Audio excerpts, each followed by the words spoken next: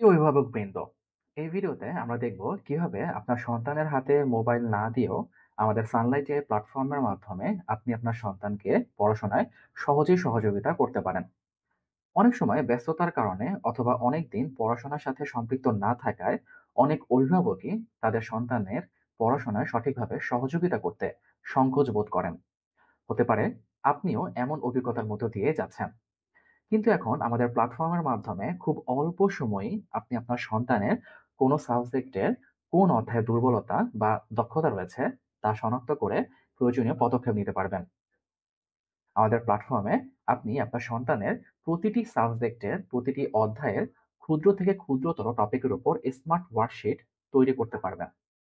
Smart worksheet তৈরি করার জন্য প্রথমে আপনার অ্যাকাউন্টে লগ ইন করুন।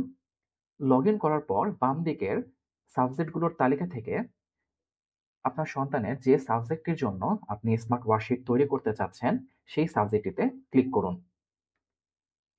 সাবজেক্টটি ওপেন হলে ওই সাবজেক্টের সকল অধ্যায় এবং প্রতিটি অধ্যায়ের ক্ষুদ্র ক্ষুদ্র টপিকগুলো আপনি দেখতে পাবেন। যে অধ্যায়ের যে টপিক থেকে আপনি স্মার্ট ওয়ার্কশিট তৈরি করে আপনার সন্তানকে যাচাই করতে চাচ্ছেন, সেই টপিকটি স্ক্রল করে খুঁজে বের করুন। টপিকের নিচে কতগুলো গোলাকার আইকন দেখতে পাবেন। প্রতিটি আইকন বিভিন্ন ধরনের প্রশ্ন সেটকে নির্দেশ করে। যে কোনো একটি আইকনে ক্লিক করে প্রশ্ন সেটটি খুলুন। প্রশ্ন সেটটি যদি আপনার পছন্দ হয় তাহলে উপরে স্মার্ট ওয়ার্কশিট প্রিন্ট করুন বাটনে ক্লিক করুন। কিছুক্ষণের মধ্যেই স্মার্ট ওয়ার্কশিটের একটি পিডিএফ ডকুমেন্ট আপনার ডিভাইসে ডাউনলোড হয়ে যাবে। আপনাদের জন্য আমি অলরেডি পিডিএফ ডকুমেন্টটি ডাউনলোড করে রেখেছি। এই পিডিএফ ডকুমেন্টটি আপনি প্রিন্ট করে আপনার সন্তানের হাতে দিতে পারেন। সে যখন এটি সঠিকভাবে পূরণ করে আপনাকে দিবে, স্মার্ট ওয়ার্কশিটের উপরে থাকা কিউআর কোড স্ক্যান করে আপনি সহজেই উত্তরগুলো মিলিয়ে নিতে পারবেন।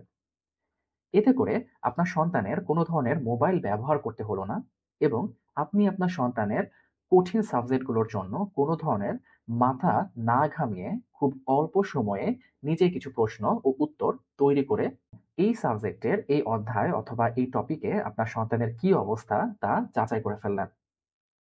ধন্যবাদ।